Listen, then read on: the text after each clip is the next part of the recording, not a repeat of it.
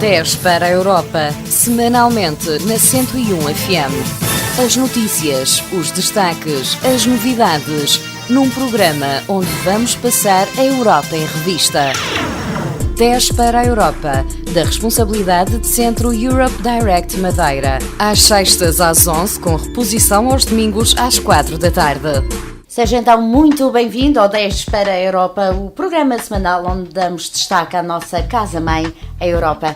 Comigo, como sempre, todas as semanas, Marco Teles, do Centro de Informação Europe Direct. Olá, Marco. Olá, Carla. Marco, temos boas notícias e outras que são notícias. E outras menos boas e que são notícias de facto. Esta semana não resisto de facto a trazer cá a situação de um banco que toda a gente conhece, do BES, não é? Em que teve aqui a particularidade de registrar uma descida na bolsa que nunca houve registro, cerca de 40%, que é um valor realmente astronómico, e de um banco que aparentemente terá um prejuízo de 3.500 milhões nos primeiros 6 meses do ano, portanto um número muito acima daquilo que se esperava. Já quem fala num novo caso de um BPN, um BPP, não é? Portanto, algo que nós também sabemos que é complicado e que depois sentimos na pele também em termos de impostos, porque isto também acaba por tocar a todos nós. Isto apenas para fazer a referência que muitas das vezes o descontentamento das pessoas passa muito por situações da União Europeia, mas também nós a nível nacional temos às vezes muita culpa daquilo que vai correndo menos bem, digamos assim. Portanto, não é tudo culpa do Bruxelas, como muitas vezes passa-se a mensagem. Às vezes as administrações nacionais, seja no privado ou no público, também têm a cota parte de responsabilidade. Por outro lado, também há notícias boas, não é? Isto não pode ser todo um cenário negativo. No campo das boas notícias, de facto, surgiu esta semana esta indicação que, em relação ao período homólogo do ano passado, portanto, houve uma descida do número de desempregados neste mês de junho. Portanto, atualmente a taxa de desemprego no nosso país ronda os 14%, o que, por comparação, de facto, com 2013, é um indicador positivo, salvo seja, não é? Não é o valor que nós queríamos, mas de facto houve uma pequena descida. Ainda assim, será de referir que a média da União Europeia situa-se nos 10%. Portanto, isto corresponde, se calhar quem nos está a ouvir falar em percentagens é muito subjetivo, mas na verdade existem na União Europeia cerca de 25 milhões de desempregados. Este número já foi mais alto do que é agora. E é sobretudo um número de desempregados que afeta sobretudo os mais jovens. Portanto, nunca é demais nós fazermos aquele apelo: aproveitem bem a escola, aproveitem bem os estudos, desenvolvam bastante as competências, porque o mercado é bastante competitivo. São 508 milhões de habitantes da União Europeia e, portanto, nós estamos a competir com esses 508 milhões. Nós fazemos parte dessa Europa, a Europa somos todos nós, e, portanto, há que ter essa consciência que é uma Europa de oportunidades, mas também uma Europa de desafios e de muita concorrência. Curiosamente, e só apenas para dar alguns dados também, algumas curiosidades, há países onde a taxa de desemprego é de facto muito baixa. Neste momento, quase nula. Ou quase nula. Por exemplo, o caso da Áustria, da Alemanha e Malta têm taxas de desemprego de 5%, o que de facto são valores, porque não há nenhum país, como nós todos sabemos, não há nenhum país com taxa de desemprego zero. Isso é impossível, não é? Portanto, 5% é de facto uma taxa bastante positiva. E há também países... E será que tem a ver também com o facto de estarmos a falar de países com também não é muito expressivo o número de imigrantes? São países também... também... apostam nos locais também. Têm as suas barreiras um bocadinho mais fechadas do que os restantes. Não sei se terão as barreiras mais fechadas, porque ia-lhe dar, por exemplo, pela negativa, o caso da Grécia e da Espanha. A Grécia tem 27% de percentagem de desempregados, a Espanha tem 24%, e, por exemplo, a Espanha nunca teve fechada, como nenhum outro país está. As regras são comunitárias, as regras de entrada e de saída dos países, como nós já falamos neste programa, as pessoas podem livremente circular e trabalhar noutros países. De empregos, por exemplo, numa Áustria, não se vê tanta essa oportunidade, onde não se viu nos últimos tempos, a partir do momento em que a Europa passou a ser este grupo, esta família de vários Estados-membros, nunca teve assim as portas tão abertas. Se calhar não é um destino tradicional a que nós estamos habituados, porque também nós sabemos que esta questão de nós optarmos por sair do país e emigrar para um outro país, procurar emprego, outras condições de vida. No turismo muitas das vezes tem a ver com a informação que vai passando boca a boca, ou porque temos familiares em Inglaterra, por exemplo, e porque é mais fácil, porque já temos ali algum suporte, algum apoio, e portanto muitas das vezes funciona assim, porque nós ou temos um familiar, ou temos um apoio, ou temos um amigo e decidimos ir para aquele país porque lá vamos encontrar alguma facilidade. Se calhar não é por uma análise objetiva do país onde claramente se ganha melhor, porque claramente, se fosse este o caso, nós pensaríamos, se calhar numa Alemanha, pensaríamos num Luxemburgo, e se calhar não são os destinos neste momento de eleição, embora também tenhamos de facto já muitas pessoas, e sobretudo pessoas com formação já de nível superior, a procurar este destino, nomeadamente a Alemanha, porque onde realmente encontramos alguma oferta de emprego.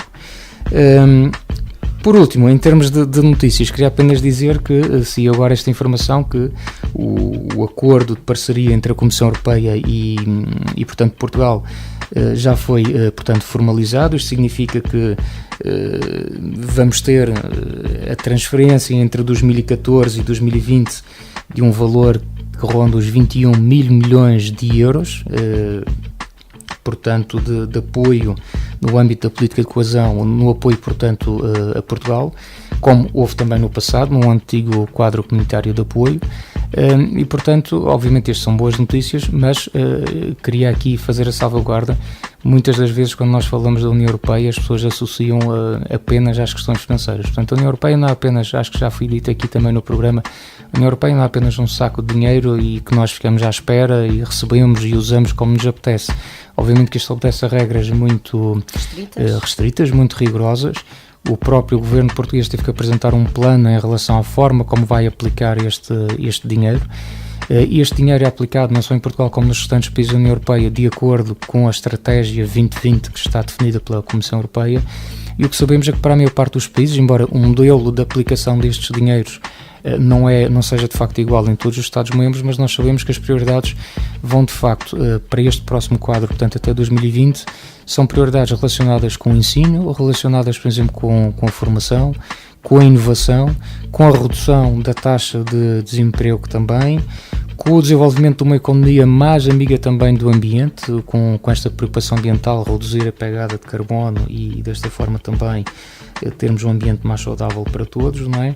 E portanto essas acabam por ser as áreas chaves para este pacote financeiro que aí vem até 2020. Marco, e alguém lá em casa deve estar a perguntar, 21 mil milhões de euros que vêm para Portugal, de que forma é que eu tenho, é que isso a mim diz-me respeito de forma mais direta. O Marco acabou de falar na educação, acabou de falar numa economia mais amiga do ambiente, em termos práticos, e um pequeno exemplo para as pessoas que estão lá em casa a ouvir, dizer de que forma é que eu vou beneficiar diretamente desse apoio. Claro, eu percebo, nós quando falamos nestes valores astronómicos nós pensamos exatamente, bom, e como é que eu vou beneficiar? Não me vai chegar à caixa de correio nenhum deste montante, é evidente, não é para entrega direta à população, isto é para a aplicação em áreas que são chaves e que vão promover o emprego. Portanto, nós acabamos por beneficiar de forma, às vezes de forma são ajudas diretas, por exemplo, como acontece na agricultura. Estou-me a recordar, nós temos, por exemplo, aqui na Madeira, como sabe, temos uma grande produção, uma grande parte dos agricultores tem a banana como área prioritária de cultivo, não é? E, portanto, existem, de facto, ajudas diretas à produção e os agricultores recebem, no fundo, diretamente este tipo de ajuda. Portanto, isso é um tipo de situação que se vai manter. Ou, por exemplo, outra situação, como nós já falamos também cá num outro programa, relacionado com os jovens estudantes, por exemplo, do programa Erasmus, já se falou dessa situação, em que também serão investidos cerca de 15 mil milhões neste próximo quadro, o programa Erasmus Plus, e isto, obviamente, são dinheiros que estão ao nosso dispor, neste caso da educação, por via de um concurso, alunos que estão a frequentar o ensino superior, ou outras situações, também professores que podem beneficiar destes fundos comunitários, ou, lá está também a situação de pequenos empresários que se podem candidatar a programas que vão aparecendo e desta forma podem, no fundo, beneficiar dessa situação. Recordo-me, por exemplo, no último programa, ou há 2 programas atrás, falávamos também do programa da Europa Criativa, portanto ligado às indústrias criativas, ligadas ao setor da cultura, em que também haverá um pacote financeiro e onde as pessoas podem concorrer. E eu percebo é que muitas das vezes a forma para nós fazermos esse concurso não é assim muito clara, não é muito objetiva, não é propriamente muito acessível. Mas lá está, para isso também existem estruturas de apoio. O Centro Europe Direct é precisamente uma dessas estruturas de apoio, portanto, Quando houver naturalmente estas dúvidas sobre como posso concorrer a um fundo comunitário, como posso obter ajuda para um negócio, como posso obter ajuda, por exemplo, para me candidatar a um programa Erasmus ou no âmbito da Europa Criativa, portanto as pessoas podem sempre entrar em contato connosco através do 291 635 113. Nós, possivelmente, não teremos a solução no imediato, se for uma situação muito técnica, até porque depois haverão instituições específicas que tratarão desse apoio, nomeadamente se for para empresas. Já falamos aqui de uma outra rede de Europe Network, que portanto, está na tutela da ACIF, que toda a gente conhece, e portanto eles prestam gratuitamente esse apoio direto ao empresário. A própria Universidade da Madeira também presta o apoio no que toca aos alunos interessados no programa Erasmus. Nós funcionamos um bocadinho como linha da frente, uma primeira abordagem, recebemos essa dúvida, recebemos as pessoas e tentamos encaminhar, se não for possível dar a resposta direta na altura, e tentamos encaminhar a quem de direito para que realmente a pessoa veja na União Europeia também a possibilidade de melhorar, no fundo, a sua qualidade de vida. Então é caso para dizer, Marco, que só não sabe mais quem não quer.